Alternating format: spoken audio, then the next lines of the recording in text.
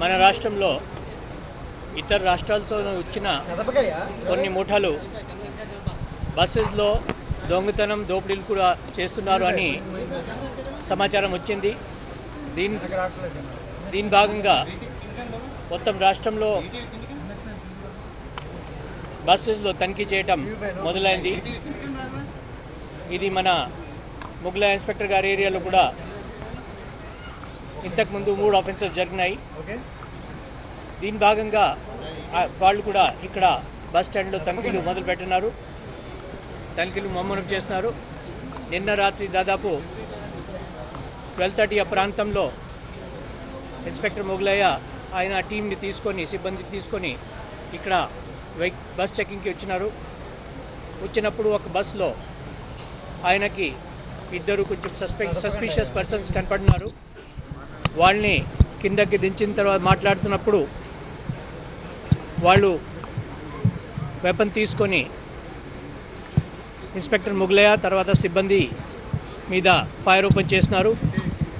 ఆ fire ఓపెనింగ్తో inspector Mogalaiah తర్వాత కిషోర్ అని ఒక హోంగార్డ్ గాయమైనారు.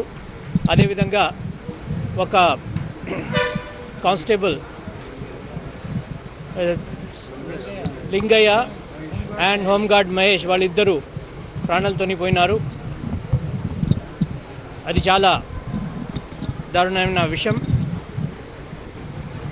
దాని తర్వాత ఆ మూటలు పారిపోయినారు. ఇక్కడి నుంచి పారిపోయిన తర్వాత నేషనల్ హైవే దగ్గర వెళ్ళి కొన్ని కార్ని ఆపే ప్రయత్నం చేస్తున్నారు. దీంట్లో ఒక దొరబాబు అని ఎంపీటీసీ గారు హైదరాబాద్ వైపు వెళ్తుంటే ఆయన కార్ కూడా ఆపడానికి ట్రై చేస్తున్నారు. వాళ్ళు ఆపకపోతే వాళ్ళ మీద కూడా ఫైర్ ఓపెన్ చేస్తున్నారు.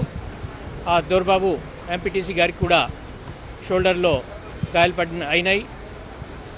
దాని తర్వాత ఈ ఇద్దరు పారిపోయినారు. వాళ్ళ గురించి తనిఖీలు జారీ ఉన్నాయి. అదేవిధంగా సర్చ్ కూడా చేస్తున్నాము. ఇక్కడ దొరికిన ఎంటీ కార్ట్రిడ్జెస్ ఏమైనా దొరికినాయి వాళ్ళతో ఇక్కడ కంపేర్ చేసి వాళ్ళు ఎక్కడ వాడు ఉండొచ్చు. ఎందుకంటే ఇది 7.65 కార్ట్రిడ్జెస్ దొరికినాయి. అవి నార్మల్గా కంట్రీ వైడ్ వెపన్స్లోనే యూజ్ చేస్తారు.